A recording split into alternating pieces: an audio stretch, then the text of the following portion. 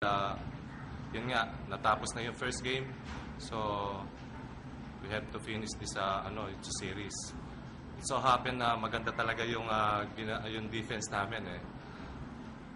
Kitang-kita naman talagang defense is the key.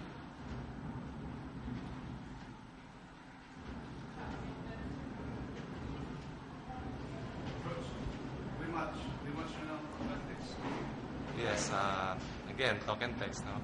So, semis, first, siguro, this time, muna kami, tatanggalin muna namin, siyempre, mag-Christmas. But, after Christmas, doon kami po-focus dun sa talk and text.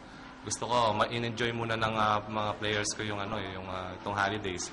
But, after Christmas, mag-start na kami ng practice namin. Right now, off muna kami up to 26. So, doon kami mag-ano.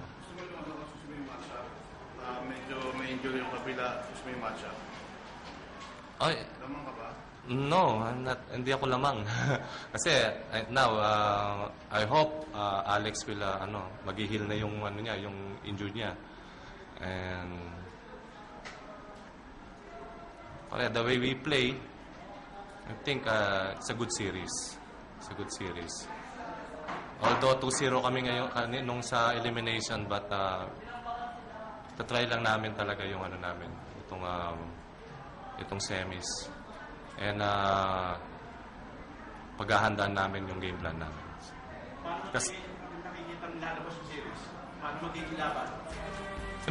Hindi ko kasi ma-predict yan. Na magkaiba po ang istorya. Power Ray, tinalo ang number 1 na Bean or Shine. Tinalo ang crowd favorite ng Barangay. Petron naman, apin muli. Taban ng Governor's Cup Finals. Talk and text, tropang texters. Yung playoff picture ngayon doon, pagpasok ng semifinals.